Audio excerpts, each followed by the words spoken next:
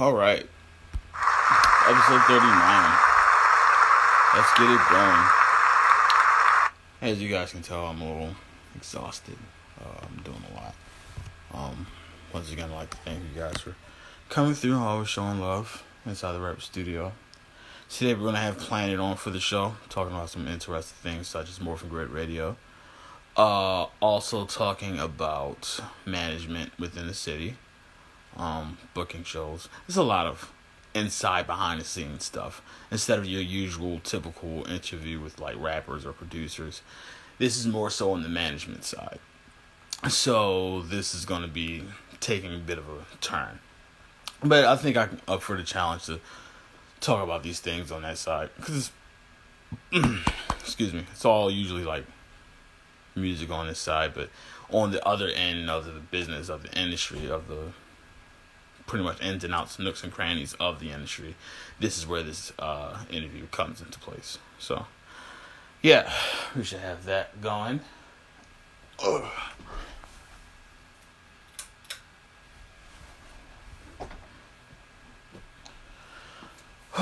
Hopefully Planet can get on live and then we'll just get this thing started.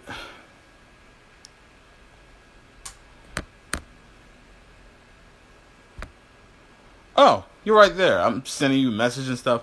You can go ahead and send a request. Do-do-do-do. Do-do-do-do. See, 803. Not that bad.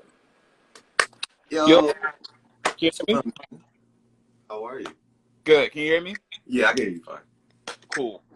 So, everybody, once again, welcome to an exciting episode of Rapper Studio. Of course, I'm your host, Score Swayze, and today we have a very special guest in the building with us today. He is the founder of Morphin Grid Radio, also a man of many talents such as management, writing, doing blogs, pretty much in the nooks and crannies within the music industry.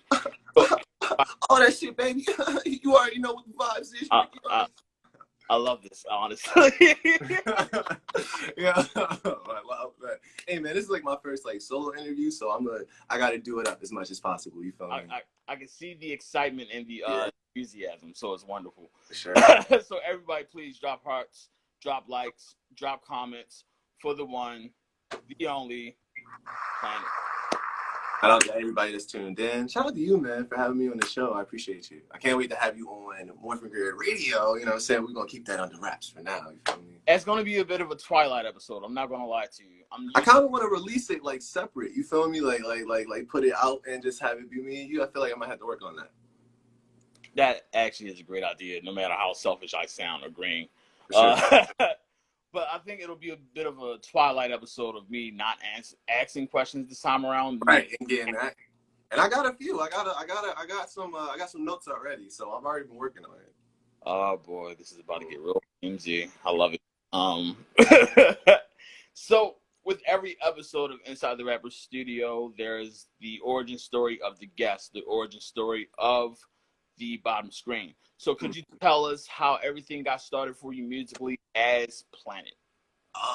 So 2015, I had just graduated in 2014. I'm very good friends with Jay Swan and Stan or Graypex from Ricky actually. So we're actually like childhood friends. And 2015, like I just hit man's like I hit Jay like, bro, I want to make a song. And literally that's how everything started. From there, we started a collective called Great State of Mind. And then from there, Great State of Mind evolved into New Renaissance. And then, honestly, at that time in my life, I had to do some growing. You dig it? So from there, like, we all had to kind of spread ways because we were growing as artists, as people, and as men. You feel me? So it was like we weren't always getting along, and I had a lot of lessons to learn. So as time progressed, I turned 18, and I found this place called Pipe Dreams. And I actually started working there, and I was the manager there, and I sold art, and that's where I got my first taste of being a manager and just the scene, and that's really how I got like my big start. So around 2 years after that, I ended up like leaving the shop and kind of trying to work on myself and really trying to find my own footing like musically. And then early last year is when I linked up with Just Walk, and then that's when we really started getting stuff popping and everything. But that's pretty much like me for real. Gotcha.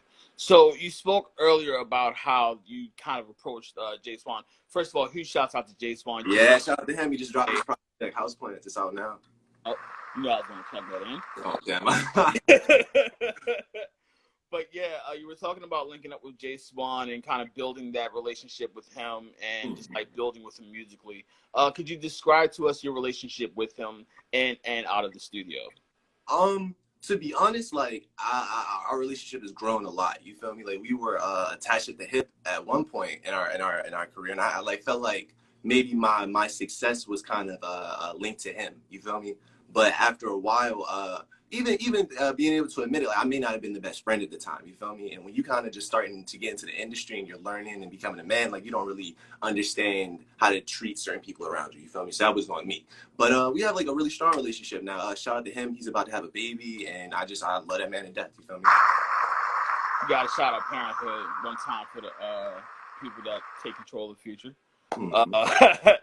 So you were mentioning the first song. Did you remember what the song was called, or do you still have it on like your first? It is still on streaming services. The very first song that we did was called Capital Tactics. So actually I ended up, it's a song called Capital Survival Tactics, I think. Yeah, Survival Tactics, which is Capital Steez and Joey Badass. And me and Stan both did verses on that song. And that was like our very first song. And then from there, it's really how we started becoming a collective and everything. And then it was a lot of people that we grew up with as kids that really like started joining us and started making music and everything. Because I'm not the first person from my high school to make music. I'm actually one of the last people to really start. There are like a lot of people who I actually grew up with. And like even being a freshman and sophomore, like people were already making music and just I understood that it was able to be done. You feel me? Got you.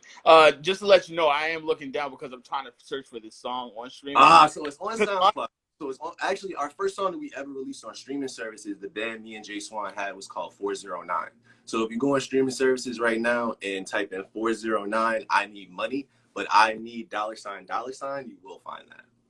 So yeah, 409, but spell it out. Like it's like 409.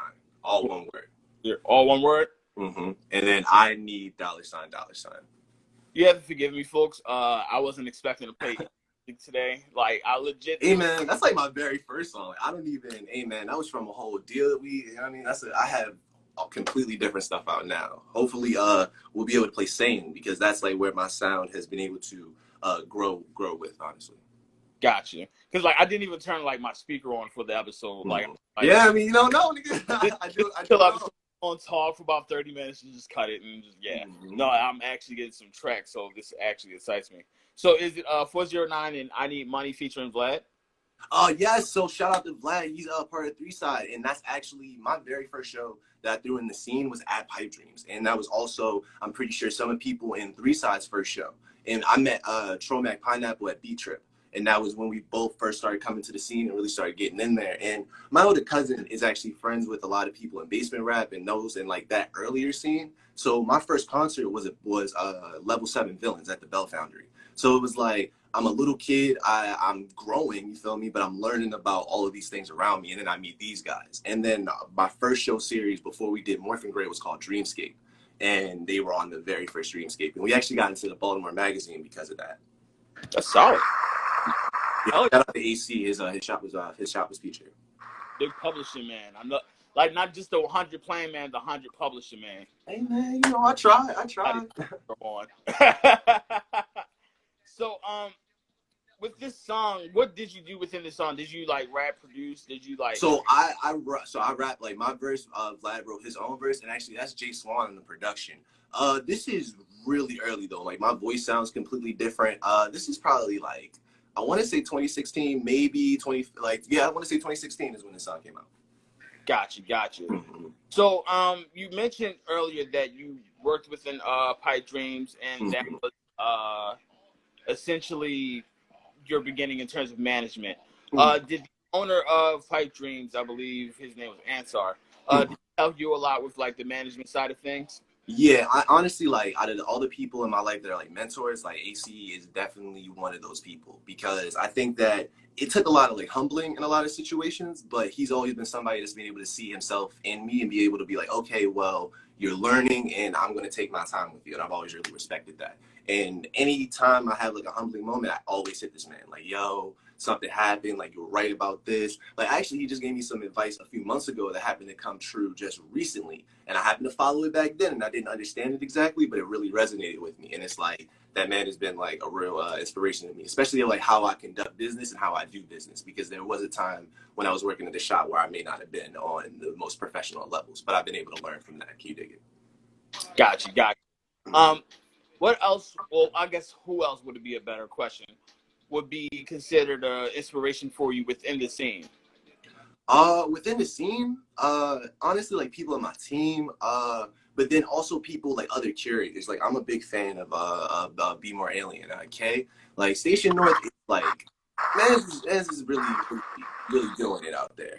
And somebody like Bill Carl Boomer, like, yeah, I manage him, but he just kind of inspires me outside of that, just because of how dynamic and how much energy he can put into every performance. I'm a big, who can I say? I'm a big 3-Side fan, like low key. I'm a really big fan of 3-Side. I'm a fan of yours. You know what I mean? I listen to your music.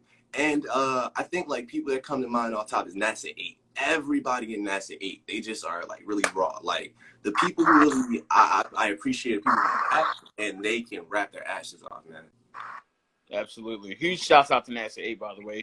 Huge shouts out to Hippo Hopper Otaku. Definitely want to know. Of course, that's some stuff that I had to email about. That's nothing. So yeah, another recap of Inside the Rapper Studio, episode 39. Of course, I'm your host, Scoresway. Today we have the very special guest of Planet. You feel me? Shout out to everybody who tuned in. Absolutely. I want to give a few shout outs to everybody that's rolling in right now.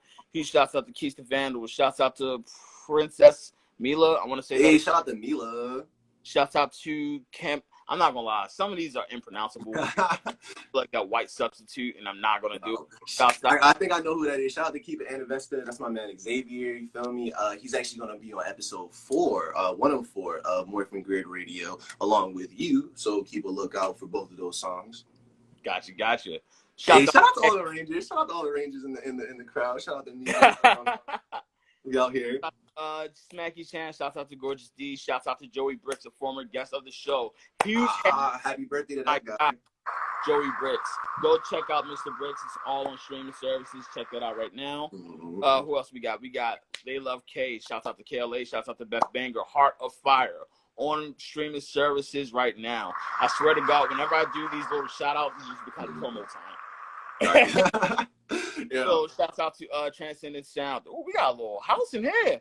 Hey man, I'm trying to do it. I was promoting my ass off. Shouts out to Sasha. Shouts out to Peace Rusty. Shouts out to Keeping Man Vestra. I'm hoping I'm saying that right. Bobby Woody, Campbell Slice. Who else we got in here? That's the Graffiti Tech. You know, usual suspects. You feel me? So, Planet. Another thing I wanted to talk to you about was, of course, the crown jewel, Morphin Grid Radio. Tell us how everything got started with Morphin Grid Radio. So, check it. When I first linked up with Just Walk, and Just Walk is a really a pivotal like thing in my life, and really the reason why it's been able to take off the way it did. I literally had hit the group chat, and I was like, I want to change my show series, and it actually came from a few conversations I had with Bill actually, and he was like, what are you going to do to make Omar happy? You feel me? And I found myself being very stressed out as a manager. And I'm like, there are all these hats I have to do, and I have to get from A to B, and I'm not driving. I have to make sure I have the money, but we're also still investing in ourselves. And he was like, well, stop. Forget about me. Forget about everybody. What are you going to do to make you happy? And I was like, I kind of want to keep my show series going. I want to have a radio show eventually. You feel me? And he was like, well, do that. So after like kind of testing a few different names and stuff, I kind of just hit the group chat one day, like, I'm going to call this Morphin Grid. And they were just like, don't call it the Morphin Grid, just call it Morphin Grid. And that's how that started. And then when the quarantine happened, it was like my way of life just kind of went down the tubes. If anybody in the chat that like here has met me from the scene, they know like shows were my life. You feel me? Like I literally, like, you know me, you probably know me from a show that you saw me running around like a chicken with my head cut off at, you feel me, mugging everybody, like, and niggas like, are you okay? I'm just like, I'm fine, I'm just in business mode, you feel me? Hey, so, you're one straight. Yeah.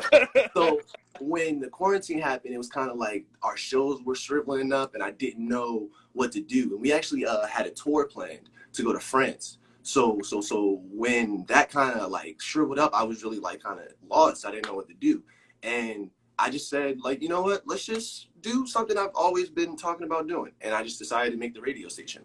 So it kind of came from people supporting my mixes and just saying that like I have a really good ear for music and stuff, and I really wanted to kind of change the position that I was in. I only started throwing shows for myself and the people in my collective so we could have shows to do.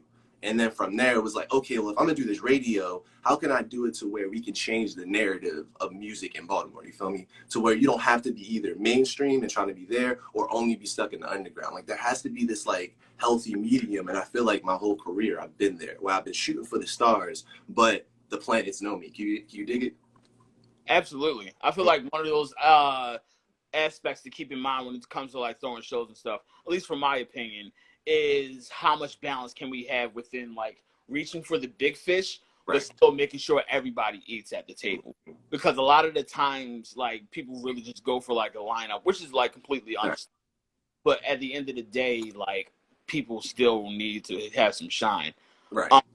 Do you feel as though like when you do your shows? Speaking of, I wanted to talk to you about Morphing Grid, the show that you threw. Mm-hmm. That was back in January, correct? Mm-hmm. Yeah. So when you do your shows, do you feel as though you do a service to the scene, to the community, just by giving people platforms to like perform their art? I think a younger me would have said yes. Like a younger me definitely would have been a little bit more cocky. Like, yeah, I'm putting these niggas on. You feel me? But I think it came from actually. You know, it's funny at that January show. I don't know if Joey Bricks is actually still in the group, is still in the chat. But talking to Joey Bricks actually changed my whole perspective on that because I realized that after a while, these people are the reason that I'm here, and it's not the other way around. And I think that I had just had an altercation actually at that show. And I went to go talk to Joey, and I've known Joey for a while since my first shows. And he pulled me to the side and he was like, bro, like, you have to know that we are a family. You feel me? Like, we're all in this together. We got your back, but like, you still need to treat these people like you're here for them and they're not here for you. And it kind of made me change my perspective on things. And it's like, I think that I may be doing a service to the scene, but like, I'm doing this because I love everyone here. It's not just because I'm trying to get on or I'm trying to leave niggas. The people that are on the shows are people that know me personally. You feel me? Like someone put a comment here, he's like, yo, I passed blunt, I passed bro the blunt, the crown. Well, 9 times out of 10, we probably matched right after that. You feel me? Because like niggas know these. But it's like it's more of a family thing. It's like these people were my family before we had any of this. You feel me? So it's like I just want to do something for them so that way they can keep their dreams going because this is my dream. You feel me? Gotcha. That's actually twice that I've asked that question on here, and both you and Joey Bricks answer that the way I would want you guys to answer that. So huge shout out to both of you guys for shout out to Joey Bricks. Real like whenever I'm having like my inside spaz moments, like he'll put me to the side and be like, hey nigga, don't do this. And it's really like even being able to bounce ideas off of him, like having peers in the scene that know what's going on can really keep you on straight. Gotcha. So with Morphing Grid Radio, do you remember how the first episode that you did for Morphing Grid went? Of course, it was fun. When I actually sat down and did it, and I realized how easy this was, and not like easy in a way where it was effortless, just easy to where I loved it. Like I knew what I wanted to do. I knew how everything went sonically and everything. And it's funny because the first episode actually was almost delayed. Actually, I had a situation where I was supposed to go for the audio. That person bluffed on me at the time. So I was like, this episode's not finna happen because I don't have that in between. And I can proudly say that all of the audio that you're gonna be talking on those episodes, I do on my phone and I just sit there and mix it. You feel me? So just in my mind, like if you have to rely on somebody and they're not able to do it, you need to do it yourself. And I was able to do it myself. And I still listen to the first episode just because it makes me feel good that like this is what got the ball rolling. And with all the support behind it, it feels really good. Got you. You definitely struck on a chord, whereas though when it comes to the DIY culture of it, not just like, you know what I'm saying, making your own venue or anything like that, but legitimately having your hands in many pots, which is why I called you within the promo, the 100 Plan Man. Right. So what are the 100 plans of Planet? All right, well, I guess like this is to clarify like what I actually do because it's like I know a lot of people just kind of see me doing whatever. My overall like title is comedian. Like I actually do stand up. So stand up is like my number one thing. Like that's my main hustle, and that's how I plan to live the rest of my life. You feel me? Doing stand up. Like I've had that talk with my mom. You feel me? Like my family knows this is what I'm gonna do. The music was a hobby, and being a rapper was just because I knew how to rap and really throwing shows and being a DJ and stuff, it was all out of necessity. And now I'm a DJ because I feel like I care enough about shaping the culture. You feel me? I watched the interview with DJ Punch. He was talking about how like no matter what, even if he has fallen out with these people, he was still there. He was still culture. He still made that impact, and that's how I want to like make my mark. You feel me? Gotcha. How do you feel as though the two worlds between comedy and hip hop kind of blend together for you to find that balance in between the two? Seamlessly, because I think my style of rapping is freestyling. So I would always try and tell jokes while I'm doing that. And like Dave Chappelle said this in his movie Block Party, like a lot of people don't know, like a lot of comedians can make music and a lot of rappers are really funny dudes. And rappers are some of the funniest niggas I know in my life. Like I have friends that are comedians who are nowhere near as funny as some of the rappers that I know. And it even goes over because I have rapper friends that contact me for advice on doing stand up and stuff. You feel me? So it's like it really seems like it goes hand in hand. And when you grow up in the Black community, I feel like those two things are seamless. You feel me? Even just like having performances at a comedy show before and after, like those two things are really easy together. Do I look at myself like Jamie Foxx? No, you feel me? But like I feel like it's definitely something I care about. Gotcha. Within pretty much the balance between comedy and rap, you mentioned how most of these things are freestyle, even with comedians freestyling jokes, rappers freestyling rhymes. What do you feel as though is easier for you? Freestyling definitely. Anybody that's like seen me like perform, it's like I feel like my songs are very strong, but freestyling is definitely where I feel more comfortable. If I have the chance, I want to be that person from Baltimore in the Double XL. Like that's like I want to make sure that everyone is proud of me for doing that because I feel like a lot of people forget that art, but it's like the art of the cipher. Like I want that, and like I can do that. You feel me? Like I know I may not be like the nicest nigga in the city. You feel me? But on the freestyle tip, like that's me, and like I claim that. You feel me? Gotcha. I mean, it's definitely true. I've been in several beat trips where I have to do my one and dones because I fucking hate freestyle. And I was like, all right, I did my freestyle. All right, get the fuck out of my face. I'm now get out of my face. Right. And you'll be like literally like within the circle, just ready to go, light it on fire, and everybody's loving it. And you know, B Trip is like war, bro. Like honestly, that's where everything started because my first like event that we went to, all of us in New Renaissance, Great State of Mind at the time, went to B Trip.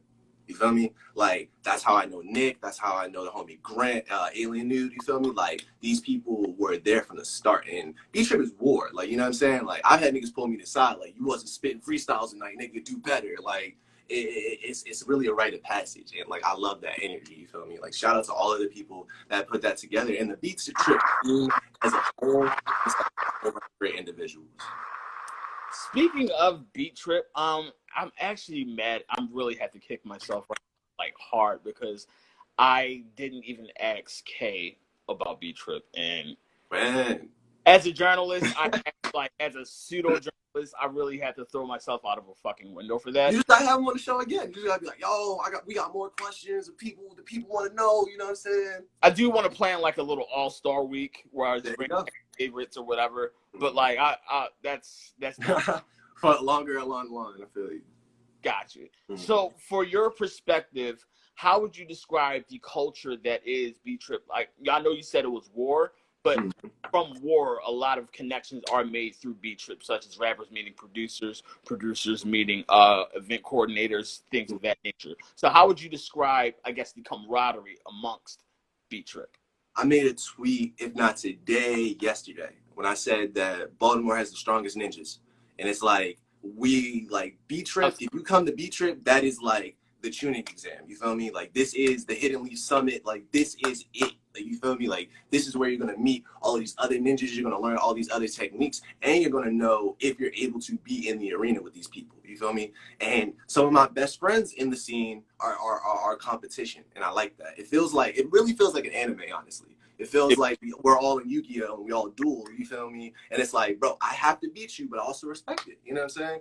And to be honest, I think that when when older people in my family see me and what I'm doing, I feel like we're keeping the real hip hop spirit alive, and not that hip hop, but just that competitive nature where cats will come together and really like, okay, well, here's my craft. I understand what you're doing, and we sit there and we battle it out and we really debate. Like I've met some of the smartest people of my life at these events and at beat trips, especially.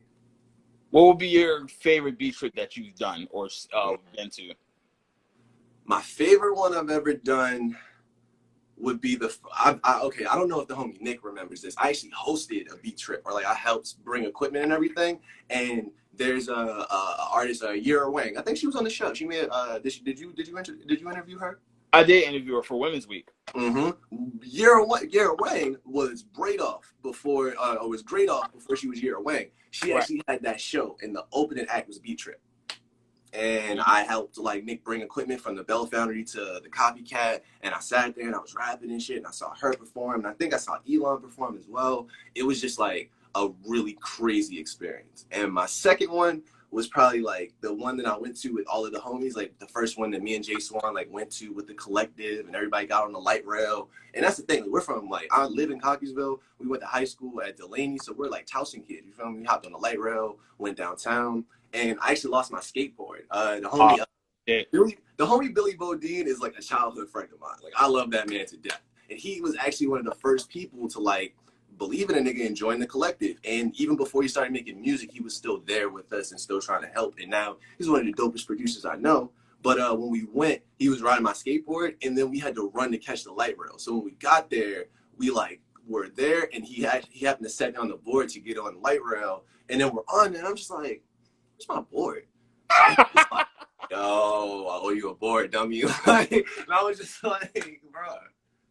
It takes a lot of friendship to like actually recognize that wrong right there, because like dirty motherfuckers would definitely like, man, you didn't you have it at the such and such? Nah, that was you. So want to give a few recaps. Of course, this is episode 39 of Inside the Rapper Studio. Shout out to everybody who's in here. Shout out to everybody. Of course, we're going to do the scroll up. But of course, we got to give this one shout out to the guests. Planet. Once again, thank you very much answering these hard-hitting questions. Give a few shout outs to everybody that's in the building. Shouts out to Neon June. He was on yesterday. A great interview. Yo, I actually watched. I actually had to follow Neon June. Shout out to him, bro. Actually, if you have any music that you're trying to submit, I'm gonna just send you a DM, bro. I'm gonna send you a DM. Bro, that's the hardest thing ever. Like, there's so many people that I know, you feel me? Like, shout out to Title King, because I need a beat from him, too. I went to Split Vinyls. I saw him win that. You feel me? I have so many homies that I made connections with. I be forgetting. So if I don't hit you for More for Good Radio, don't think it's personal. Just hit me. You feel me? Because trust, I done thought about it and forgot.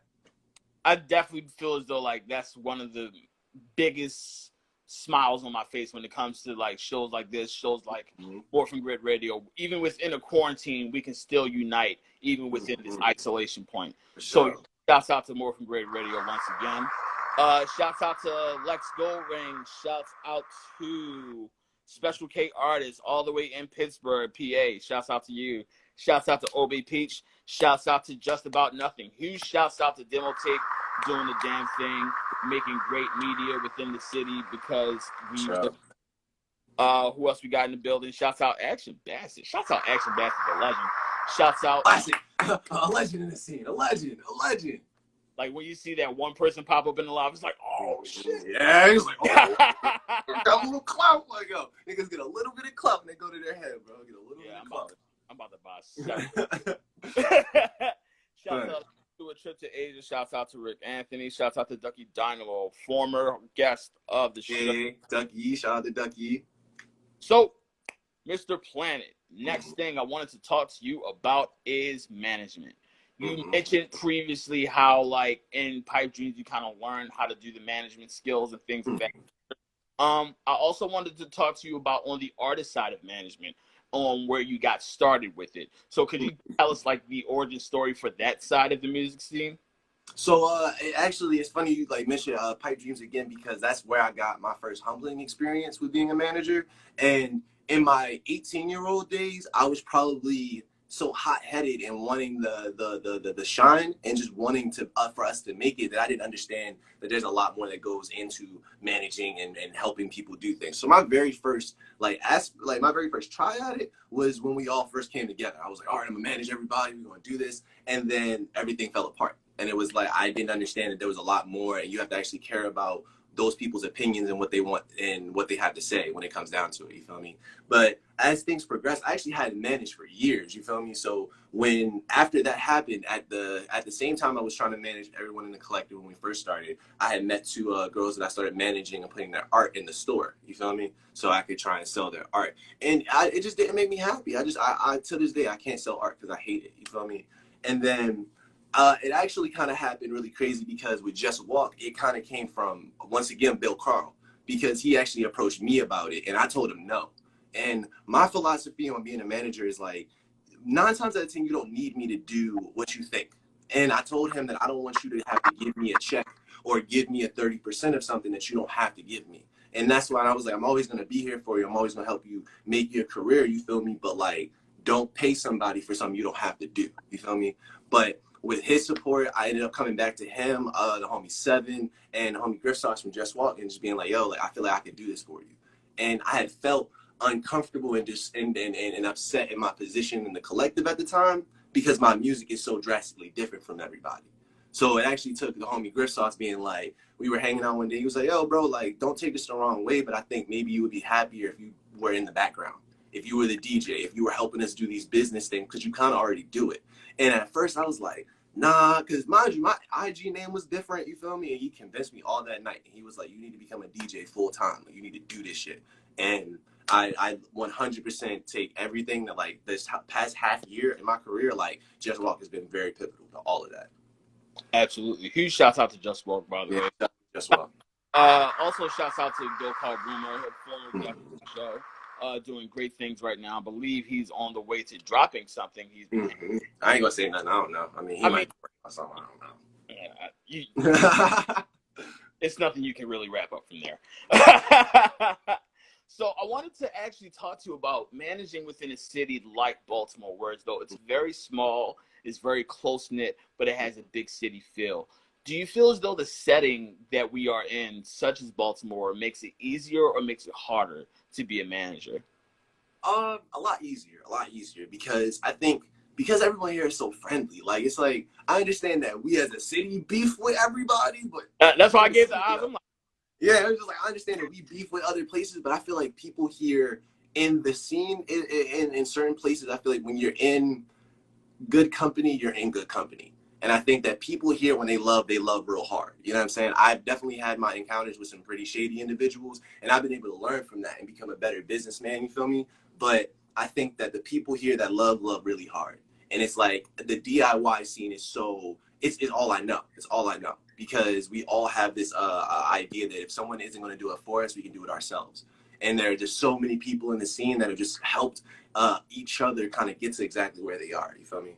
And it's like, it just makes things so much easier because now I know I can contact this person. And it really makes this whole mainstream perspective, like, oh, I can't contact this person won't talk to me. Nah, it's like, that nigga live around the corner. I was smoking with that nigga at the Crown, you feel me? Like, you feel me? It's like I met Butch Dawson when I was 16. I meet people still today that are like, oh, this nigga Butch Dawson. And I'm just like, well, have you met him? Because he probably wouldn't like if you were doing all that. You know what I'm saying? You feel right. me? Like, it's kind of like, it humbles you because you realize that you're not as big as you think that you are, because there's always somebody in the city that has more shine than you. But I feel like it's really just an easier thing to do. Gotcha. Huge shouts out to Butch, by the way. I believe shout out to Butch Dawson, man. It was either a song or a video. I checked it out. It was like a news thing. I couldn't like really watch it. Oh, my man! Hey, shout out to Nick. We just said your name like 30 times. We didn't talk about your name, drops, your everything. Damn. Hey, you came way too late. It's all right. If I get your permission, I'm gonna put this on my IGTV and everybody can see this shit. You feel me? I mean, we know we're gonna spread this like wildfire. Sure. So the next thing I wanted to talk to you about was Just Walk. Of course, you've mentioned them several times within the interview, but I wanted to go more in detail with your relationship, not just on the working side, but on the side, because a lot of the times when I talk to artists, especially when it comes to their groups or collectives, there's more so a lot of, I guess, camaraderie amongst the friend, camaraderie, the collective, than the music side. Hey man, I literally told these men I loved them yesterday. You feel me? Like, I was on the phone with Tez, I was on the phone with Bill. I actually had to take like a little bit of time to myself to kind of like get myself together and kind of get the brand together. So we haven't been together the whole quarantine, but like I still talk to these men. Like I would, like, we all like had problems. You feel me? We worked through so much stuff together. I just had like a lot of respect for him. And I actually told Bill this, if not yesterday, the day before, when I wasn't the best person, or when I was learning through things, these people never turned their back on me. You feel me? And it's just like, if there was a problem, you feel me, and they came to me, we handled it. And it's like, it's a real like brotherhood. You feel me? So I definitely have a lot of love for those guys. A lot of love. Gotcha. Always got shouts out to the Black Love. No, for sure. So, you know, episode 39, Inside the Rapper Studio. We out here. Got the station identification like 98 Rock or some shit. Score Swayze. White guy shit. But of course, episode 39, Inside the Rapper Studio, had the very special and wonderful guest of Planet once again. Thank you, man. EMT questions. Give a few more shout outs to everybody that's just walking in the building. Of course, shouts out to Double God Body. Shouts out to my guy Nick. Shouts out to Gina Davis. Shouts out to who else in this motherfucker? Shouts out to Title D King. Title D King has a EP out. I love it. I am in love with it. It is. Have I been sleeping? Have I been sleeping? Oh, it's a goddamn alarm clock playing. Come on now. Say less. It is available right now on all streaming services. Please check it out. Very good. Very well produced. Produced a lot by him, and also engineered by him. A man of many hats. Speaking of a man for many hats, of course, the 100 Plan Man, Planet. What do you feel as though your favorite hat to wear is within music? I actually I like being a manager. I actually do. I genuinely enjoy it. I like being a DJ. I like the position that I'm in right now. Because I think that being a rapper and being kind of more so on the ground, you kind of have to have your guard up a lot more, and it's like constant competition. But I think that when I change my position and I'm more so a person that can help as opposed to your direct competition, I'm kind of able to watch and kind of able to pull the strings, excuse me, a little bit more than what I would have been able to if I was on the front lines. And I think that I was really upset with myself because I wasn't, when you're a rapper, there's a lot of expectation from you. You feel me? But when you're not living up to that expectation, you start feeling some kind of way about yourself. You feel me? So I had to change where I was to kind of be more comfortable and kind of take myself out of the rat race, because I wasn't doing well with thinking about it constantly. You feel me? Got you. The one hat that we didn't talk about yet within making music, pretty much being the 100 Plan Man, is writing. You write for several publications. I want to ask you how you got started on the writing side of music. So I actually am not like an official writer on these publications. I actually got featured. So my one of my good homies and one of my like older cousins, like, this man is family. I love this man to death. 13 the Chef, OG Dutch Master. That man is homie, bro. That man, like, everybody in 1511, like, they're really like my support system. Like, I love those guys to death. And we were actually at the video shoot for his song Work. And I actually happened to be at the video shoot, and I was doing like the work behind the scenes and helping him out with that. But at the time, I wasn't really the type of nigga to be in like a music video or anything. And bro, I'll never forget it. We were sitting down in his room, and he was just like, bro, he was like, oh, you should write the write-up for this song. And I was like, right now? And he was like, yeah, good words. You know what I'm saying? And I was like, okay. And I literally sat down and I was like, how does this sound? And that whole thing, and he actually sent it to blogs. So I was actually I didn't know about that for quite some time, actually. And then I happened to make like a post or something that I don't think I was the most confident on this day. And he was like, bro, like, you're technically published on a lot of different blogs. And then I went on his page and I'm like, these are my words. You feel me? and actually how that works is like if he submits the words, like the person who's covering the artist can submit the write up. You feel me? They don't actually have to write anything. So it's like my name may not be there, but my words are there, and it's just like that was when I was 20. So it's like I'm a twice published technically. You feel me? Like it feels good, but it's nothing that gets talked about. You feel me? My mom still treat me the same. Like, you know what I'm saying? Like when I told her, she was just like, okay, nigga, take out the trash. You feel me? I feel like a lot of the times, like, we don't really have the opportunity to, like, kind of, like, boost ourselves up. So, huge shouts out to even, like, having that mindset to saying, like, oh, that's a credit. Let's accredit that. Let's celebrate. Right. Let's celebrate these small, like, wins, even big wins for that matter. For sure. So, of course, episode 39, Inside the Rapper Studio. Y'all here. I think I covered everything but one thing, which is booking shows. I mean, I'm not gonna lie, I don't really plan on doing like 45-minute episodes like I used to back in the day. I feel like it's really short nowadays. And IG really be acting up sometimes when it comes to connecting. But also huge shouts out to IG. Yeah, for letting us do whatever the fuck we want. Yo, IG was just like, as long as Tory Lanez isn't doing it, we're fine. We're good, all right? Yeah. They gave Boosie probation though, ain't that something? Tory was like the sacrificial lamb for all of our lives. So, man. Huge shouts out to Tory for sacrificing himself so I could thrive. So when it comes to booking shows, I also mentioned Morphing Grid. You had your first show that you done at Pipe Dreams. What would you consider the process is for people that want to throw shows that's in this in this live right now? What advice would you give them to get started once like Ron is done? I'll start this by saying I've done hundreds of shows, you feel me? And out of all of those shows, I may have only had about 10, 15 in all of these years successful nights, you feel me? So the number one thing that you need to realize when you're throwing these shows is like these things will happen, and you having a successful show is very rare. You feel me? Like, I feel like a lot of people, whenever they come, especially rappers who aren't too hip into throwing shows, they want everything to be pristine and they want everything to be perfect. But it's like, just like how you a nigga on the street, I'm a nigga on the street. We just got different hustles. You feel me?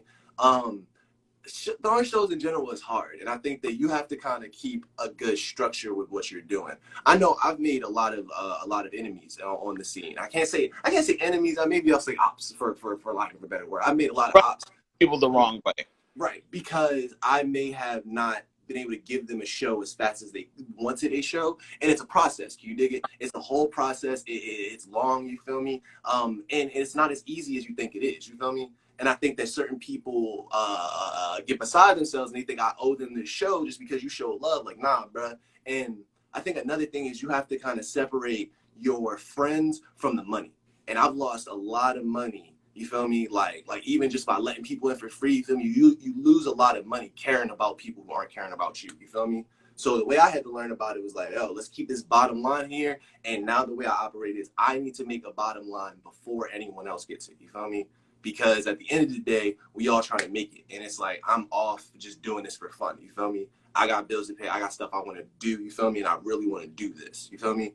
And I think just if you're an artist looking at somebody who's a curator, just show love to what they got going on, because that's how you get looked at. You feel me? I don't really care how dope your music is because you may not bring any people to the crowd. And that is what a lot of people don't understand. You may be a cool homie, you may be my nigga, we may go back, but you are not a good investment. And until you understand that you're not a good investment, then you'll understand that, okay, then I need to be in a different position. I need to understand that, okay, I'm not doing the numbers that is warranting the price that I'm asking for. You right? You see what I'm saying? I think that in the scene, something that really bothers me is like the prices that people charge. Because I'm like, the way I look at it is, bro, we did these shows together. And I know there's certain people, and I can say this about myself. I know that I can't charge you $100. I can't charge you $100, man. You feel me? Why? Because I don't bring enough people consistently to do that. You feel me? I think that in the scene, especially when you start doing shows, your ego gets inside of your mind. And I'm somebody who has been beaten up by his ego many a time. You feel me? And anybody in this group chat, not group chat, and anybody in this live can tell you, you feel me? Like sometimes I get beside myself, you feel me? But it's like you have to humble yourself and realize that we're not in the positions that we think that we are. And just because somebody's showing you love, you have to back it up with everything else behind it. And at the end of the day, it's not personal, it's business. I love the homies. I love the homies. But just like a pimp named Slickback, the homies don't do shit for me. You feel me? The homie's not doing shit. The homie not finna take that walk. The homie not finna make that ride. You know what I'm saying? The homie not finna make that money. I can't do shit for the homies. So if you're a rapper and you want this show, you be on the ground. You got to start moving, bro. And it's funny. It's really, really funny. Shout out to Jay Swan, because I think he just popped in here. And I hope that he understands why this is so funny. A few years ago, I asked Jay Swan how to get to start promoting our stuff a little bit more. I was like, bro, like, can we put this out more? Can we do this? And his exact words to me, bro, you just got to get out there. And I didn't understand that at the time. I was like, what you mean get out there? And now I get it. You feel me? Like, these people aren't going to see you. These people, your impact isn't going to be able to be made until you actually do something. I can't do it for you. I could put you on stage, but if those people aren't willing to stay there and watch you, what am I supposed to do? And I think that there's a lot more that goes into that people don't really realize. You feel me? Got you. Also, great games to be dropped, great knowledge, awesome information for everyone to like pick up, whether you are already in the scene, whether you already like do shows or anything like that. I feel like a lot of wisdom has been dropped. So huge shouts out to Planet. Huge shouts out to you for even bringing us to talk about these kind of things. I'm gonna give a few last one shout outs to everybody that's still in here. Huge shouts out to Ducky Dynamo. Shouts out Transcending Sound. Transcending Sound will be on the show tomorrow. We're gonna talk. I'm tuning in. Oh, I'm gonna be on vacation. I'm gonna still tune in. Feel me? Say again. I'm gonna be on vacation. I'm still tuning in. I can't wait. Can't wait.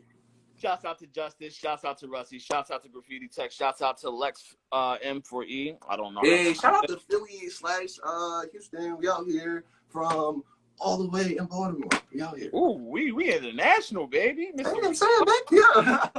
Yeah. Hey, we got friends all over. I love it.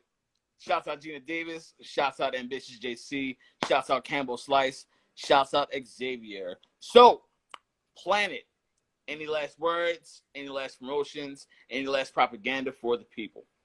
I think my last words are pay attention to the industry that you're in. It's simple. It's in front of you. I think my last little bit of wisdom is what's this Danger, the battle rapper Danger. He said this, you feel me? You watch who you stand in front of and you watch who you stand behind. And I think that is the wisdom that I want to give everybody, because that wisdom got me through this week. You feel me? Absolutely. And just last promotions.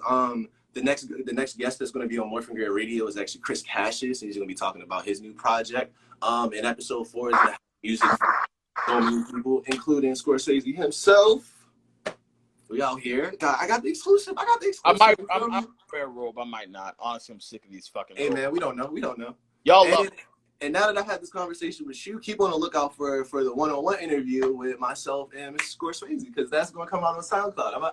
Bro, I got nothing but time this weekend, bro. I'm about to start writing these questions. We'll have it on Skype, so you don't got an excuse, bro. You can wear a robe, you feel me? I mean, I'm not going to lie, it's too hot for it now. I really have to stick with the gimmick, and you got to live the gimmick. So. Hey, man. You can get the sleeveless robe, you feel me? I just have a sleeveless robe. How do you know about that, Nardwuar? Hey, that was a guess. Yo, that was just a guess. That's lit. I wish I had that X-Files thing on my computer. I love it.